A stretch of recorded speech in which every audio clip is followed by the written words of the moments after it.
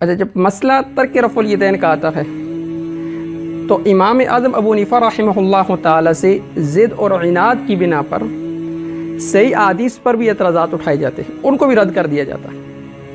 مقصد صرف یہ ہوتا ہے کہ اناف کو نیچا دکھلانا، بس اس پر بے جا اعتراض کیے جاتے ہیں اور اس مسئلہ ترک رفع الیدین سے فرار کے بہانے تلاش کیے جاتے ہیں۔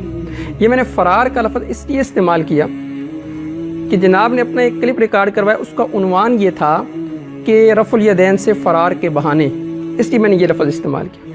اصل مسئلہ یہ ہوتا ہے کہ امام اعظم ابو حنیفہ رحمہ اللہ تعالیٰ کا رد کرنا، بس یہ نہیں دیکھتے کہ وہ حدیث پیش کر رہے ہیں، حدیث بھی صحیح ہے۔ اچھا، جو اعتراضات سکھلائے جاتے ہیں وہ اعتراضات کیا ہیں؟ سب سے پہلا اعتراض یہ سکھلایا جاتا ہے کہ جی ترک رفع الیدین کی کوئی حدیث نہیں ہے۔ جب ترک رفع الیدین کی حدیث پیش کی جاتی ہے تو کہتے ہیں جی کسی بھی صحابی سے ترک رفع الیدین ثابت نہیں ہے۔ جب یہ مسئلہ حل کیا جاتا ہے تو کہتے ہیں جی کہ ترک رفع الیدین کی احادیث اصول محدثین پر ضعیف ہیں۔ اب جب یہ مسئلہ حل کیا جاتا ہے تو کہتے ہیں جی عبداللہ ابن مسعود رضی اللہ تعالیٰ عنہ سے حدیث ثابت نہیں بلکہ ان کی طرف منسوب ہے۔ جب اس کو عبداللہ ابن مسعود سے ثابت کیا جاتا ہے تو کہتے ہیں یہ اصول محدثین پر ضعیف ہے۔ جب وجہ ضعف پوچھی جاتی ہے تو کہتے ہیں اس کے اندر عاصم بن کلیب ہے۔ جب عاصم بن کلیب کا مسئلہ حل کیا جاتا ہے تو کہتے ہیں اس کے اندر سفیان مدلس ہے۔ جب اصول محدثین کی روشنی میں سفیان کی تدلیس کا مسئلہ حل کیا جاتا ہے تو کہتے ہیں یہ عبداللہ بن مبارک فرماتے ہیں کہ یہ حدیث ثابت نہیں ہے۔ جب کہا جاتا ہے یہ عبداللہ بن مبارک نے تو رجوع کر لیا تھا تو کہتے ہیں پھر وہ عبداللہ بن مبارک کا جو امام صاحب سے مناظرہ ہے وہ پیش کر دیا جاتا ہے۔ جب اس کا حل نکالا جاتا ہے تو پھر آخر میں کہتے ہیں جی آپ کوئی ایک ایسی حدیث پیش کریں جس میں ہو کہ نبی اکرم صلی اللہ علیہ وسلم نے فرمایا ہو کہ رفع الیدین منسوخ ہو چکی ہے۔ یہ تو ہیں ان کے اعتراضات۔ میں انشاءاللہ العزیز ان سارے اعتراضات کے آپ کے سامنے علمی اور تحقیقی دلائل رکھوں گا اصول محدثین اور احادیث کی روشنی میں۔ فیصلہ پھر آپ خود کر لیجئے گا کہ ان اعتراضات کا وزن کتنا ہے، یا اعتراضات یہ بنتے ہیں یا نہیں بنتے۔ سب سے پہلا جو اعتراض کیا جاتا ہے کہ عبداللہ بن مسعود رضی اللہ تعالیٰ عنہ کی حدیث ان کی طرف منسوب ہے، اور اگر وہ حدیث ان سے ثابت ہو جائے تو ہم کرنے کے لیے تیار ہیں۔ وہ حدیث ہے جناب سیدنا ابن مسعود رضی اللہ تعالیٰ عنہ کی طرف منسوب، یہ جملہ یاد رکھیے گا، منسوب، کیونکہ ابن مسعود رضی اللہ تعالیٰ عنہ سے ثابت ہو جائے تو ہم آج کرنے کے لیے تیار ہیں۔ تو عزیز من، میں تو یہ عرض کروں گا کہ میں صرف عبداللہ بن مسعود کی بات نہیں کر رہا، بلکہ میں عبداللہ بن مسعود رضی اللہ تعالی عنہ سے علاوہ اور بھی جو صحابہ ہیں میں ان سے بھی الحمدللہ ترک رفع الیدین ثابت کر سکتا ہوں، اور حدیث سے، صحیح حدیث سے الحمدللہ۔ اور یہ فقیر تحدیث بن نعمت کے طور پہ کہہ رہا ہے، 800 سے زائد حوالہ جات الحمدللہ یہ پیش کر سکتا ہے، 800 سے زائد حوالہ جات۔ اچھا جی، سب سے پہلا اعتراض کیا تھا کہ جی عبداللہ ابن مسعود رضی اللہ تعالیٰ عنہ سے وہ حدیث ثابت نہیں ہے، اگر ثابت ہو جائے تو ہم کرنے کے لیے تیار ہیں۔ تو میں عبداللہ بن مسعود سے انشاءاللہ تعالی ڈیٹیل کے ساتھ، سارے اعتراضات کے ساتھ اس کو حل کروں گا، لیکن اب میں آپ کو صرف چند حوالے پیش کرتا ہوں۔ سب سے پہلا حوالہ یہ عبداللہ، میرے پاس کتاب ہے مسند حمیدی۔ یہ مسند حمیدی امام بخاری رحمہ اللہ تعالیٰ کے استاد ہیں، اور وہ استاد ہیں جن سے امام بخاری رحمہ اللہ تعالیٰ نے سب سے پہلی حدیث نقل کی ہے۔ اصل میں کیا کروں، میرا مزاج بڑا ٹھنڈا مزاج ہے، اور میں کوشش کرتا ہوں کہ اگلے کو بات سمجھا دوں، میں پوری بات سمجھانے کی کوشش کرتا ہوں، لیکن ہدایت میں نہیں دے سکتا، اور نہ کسی کا دل میرے قابو کے اندر ہے کہ اس کے دل میں یہ بات اتار دوں۔ جو بندہ میری بات کو، مجھے ایک میسج آیا تو کہنے لگا مولانا آپ نے حجت تمام کر دی۔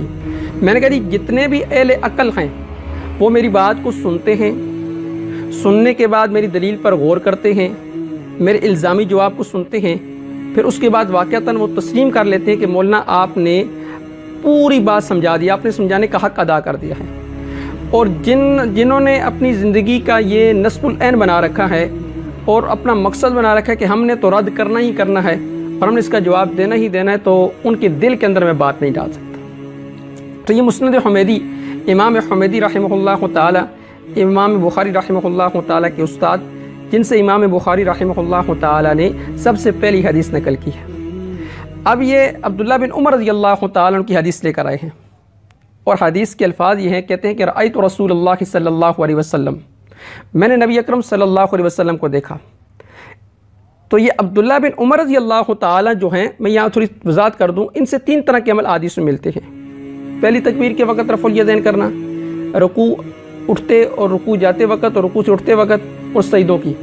اس پر پوری تفصیل اگر آپ دیکھنا چاہتے ہیں تو میرا کلپ ہے کہ کیا عبداللہ بن عمر رضی اللہ تعالیٰ رفع الیدین کرتے تھے، وہاں آپ کو ساری بات سمجھ آ جائے گی۔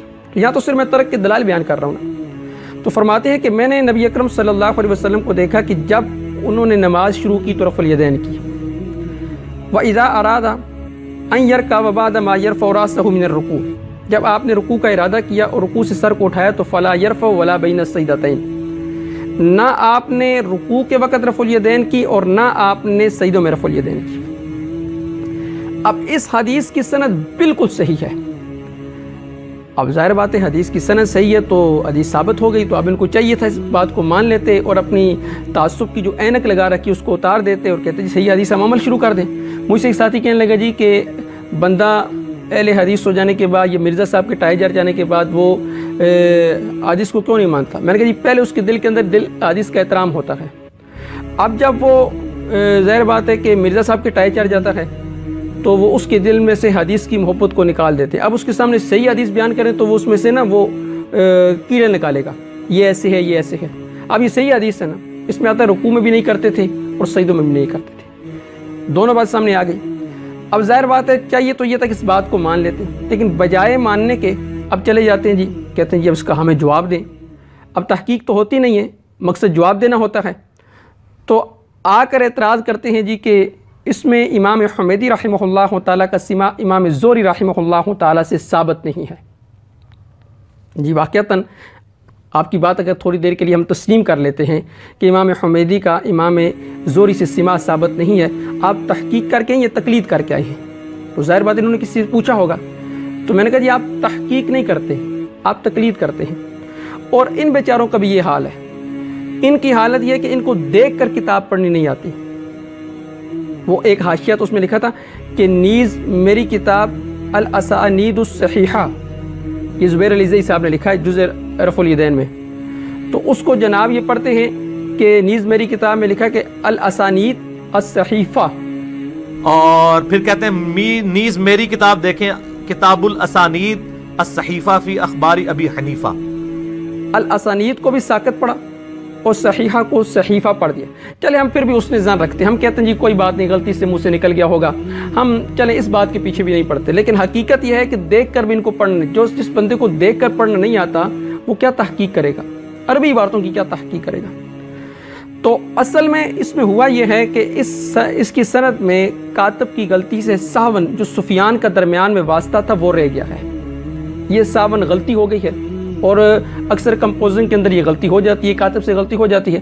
اس کی ایک مثال دینے لگا ہوں۔ سیرت امام بخاری رحمہ اللہ تعالی ایک کتاب ہے، اس میں امام بخاری رحمہ اللہ، یہ میرے سامنے ہے، یہ سیرت امام بخاری عبدالسلام مبارک پوری صاحب نے لکھی ہے، اس کے صفحہ نمبر 45 پر واقعہ نقل ہے، تو میں صرف اس کا مفہوم آپ کو سنا دیتا ہوں اپنے الفاظ میں۔ امام بخاری رحمہ اللہ تعالی کے زمانے میں ایک بہت بڑے محدث تھے بخارا کے، جن کا نام تھا علامہ داخلی رحمہ اللہ تعالی۔ تو امام بخاری رحمہ اللہ تعالی اور دوسرے حضرات ان کی مجلس میں جا کر وہ حدیث سنا کرتے تھے، حدیث سیکھا کرتے تھے۔ امام بخاری اس وقت بچے تھے، تو ایک دن انہوں نے حدیث پڑھی کہ سفیان عن ابی الزبیر عن ابراہیم، تو امام بخاری رحمہ اللہ تعالی نے فوراً کہا کہ حضرت یہ ایسے نہیں ہے، کیونکہ ابو زبیر نے ابراہیم سے روایت نقل نہیں کی۔ امام بخاری اس وقت بچے تھے، 11 سال ان کی عمر تھی، انہوں نے ڈانٹ دیا کہ بیٹھ جاؤ۔ تو امام بخاری رحمہ اللہ تعالی نے کہا کہ جی آپ اصل کتاب دیکھ لیں، اٹھ کر اندر چلے گئے۔ علامہ داخلی رحمہ اللہ تعالی نے جب دیکھا کہ بچہ تو صحیح کہہ رہا ہے، کتاب کے اندر اصل کتاب کے اندر تو کچھ لکھا ہوا ہے، آ کر انہوں نے پوچھا کہ بیٹا اصل کیا ہے؟ تو امام بخاری رحمہ اللہ تعالی نے فرمایا کہ اس کی سند یہ ہے کہ الزبیر ہوا ابن عدی عن ابراہیم۔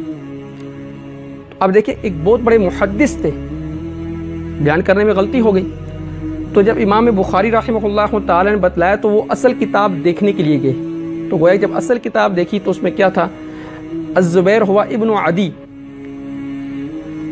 تو اب اسی طرح یہاں بھی امام حمیدی رحمہ اللہ تعالی کی جو کتاب ہے اس میں سفیان کا واسطہ درمیان میں رہ گیا۔ اب اس کا تحقیق تو یہ ہے کہ قلمی نسخہ دیکھا جائے. اب قلمی نسخہ کسے کہتے ہیں؟ جو اصل نسخہ ہاتھ سے جو پہلے زمانے میں لکھا کرتے تھے. اب اس قلمی نسخے کے اندر میں اس کا سکین انشاءاللہ لگا دوں گا. اس قلمی نسخے کے اندر باقاعدہ طور پر لکھا ہوا ہے کہ حدثنا الحمیدی قال حدثنا سفیان قال حدثنا الزہری. وہاں سفیان کا واسطہ درمیان میں موجود ہے، یا اس کا مطلب ہے کہ کتابت کی غلطی کی وجہ سے یہاں رہ گیا. میں بے شمار ایسی مثالیں پیش کر سکتا ہوں جہاں کتابت کی غلطی ہوئی، آیات غلط لکھی گئی ہیں، آیات رہ گئی ہیں، بے شمار پیش کر سکتا ہوں، لیکن ہم انہیں کاتب کی غلطی اور صاف سمجھتے ہیں. کوئی بات نہیں، ایسا ہو جاتا ہے. تو یہاں بھی صاف من رہ گیا ہے، جو غلطی تھی اصل نسخہ دیکھیں تو اس میں. تو اب یہ اعتراض بھی ختم ہو گیا کہ امام حمیدی کا سما امام زہری سے ثابت نہیں، اور جو سفیان کی تدلیس والا مسئلہ تھا وہ بھی یہاں نہیں ہے، کیونکہ سفیان یہاں تحدیث کے صیغے کے ساتھ بیان فرما رہے ہیں. یہ دونوں مسئلے حل ہو گئے. اب تھوڑا سا اور آگے چلتے ہیں. دوسری بات یہ سمجھیں کہ امام حمیدی رحمہ اللہ تعالیٰ کا انتقال ہوا 219 میں. اب صحیح ابی عوانہ جو کتاب ہے یعقوب بن اسحاق اور بستان المحدثین کے اندر ان کی تاریخ وفات شاہ عبدالعزیز محدث دہلوی رحمہ اللہ تعالیٰ نے 316 نقل کی ہے. تو یہ مسند ابی عوانہ میرے پاس موجود ہے. یہ مسند ابی عوانہ، اس کی حدیث نمبر ہے 1251 اور صفحہ نمبر ہے 334. صفحہ نمبر 334 پر یہی عبداللہ بن عمر رضی اللہ تعالیٰ عنہ کی حدیث لے کر آئے ہیں اور فرماتے ہیں کہ وَإِذَا أَرَادَ أَن يَرْكَعَ وَبَعْدَ مَا يَرْفَعُ رَأْسَهُ مِنَ الرُّكُوعِ، جب رکوع کا ارادہ کرتے یا رکوع سے سر اٹھاتے تو لا يرفعهما، تو دونوں مقام تسنیہ کی ضمیر لے کر آئیں، تو دونوں مقامات پر رفع الیدین نہیں کیا کرتے تھے، یعنی رکوع کے وقت بھی نہیں کرتے تھے اور سجدوں کے وقت بھی نہیں کیا کرتے تھے.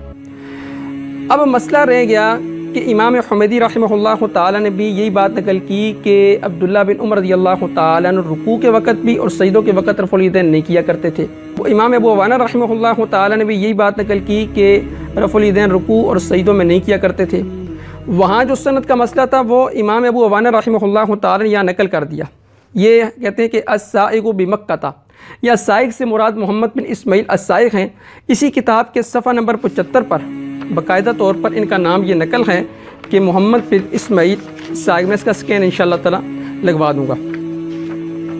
یہ اس کے صفحہ نمبر یہ 76 پر 212 نمبر میں یہ لکھتے ہیں کہ حدثنا محمد بن اسماعیل السائق بمکہ، یہ ان کا نام تھا. تو یہاں یہ سائق بمکہ نقل کرتے قال حدثنا الحمیدی قال حدثنا سفیان عن الزہری قال اخبرنی سالم عن ابی قال رأیت رسول اللہ صلی اللہ علیہ وسلم مثلہ. کہتے ہیں کہ عبداللہ بن عمر رضی اللہ تعالی عنہ نے یہی حدیث نے مثلہ، اسی کی مثل حدیث نقل کی. کیا مطلب؟ یعنی رکوع اور سجدوں میں رفع الیدین نہیں کیا کرتے تھے. تو یہ ابو عوانہ جو کتاب ہے اس کا شروع اگر آپ مقدمہ اٹھا کر دیکھیں تو اس کے مقدمے میں 16 محدثین کے نام لکھے ہیں جنہوں نے امام ابو عوانہ رحمہ اللہ تعالیٰ کے متعلق نقل کیا کہ وہ پائے کے سٹینڈر کے، یعنی سٹینڈر کے زبردست قسم کے محدث تھے. تعریفی کلمات 16 محدثین سے.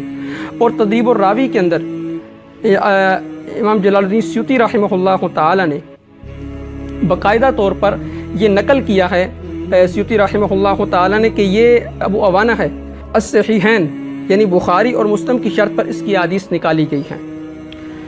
اچھا، یہ تو مسند حمیدی سے بھی ثابت ہو گیا اور مسند ابی عوانہ سے بھی ثابت ہو گیا کہ عبداللہ بن عمر رضی اللہ تعالی رفع الیدین نہیں کیا کرتے تھے. اب جناب کا ایک جملہ سن لیں پھر میں آپ کو جواب دیتا ہوں.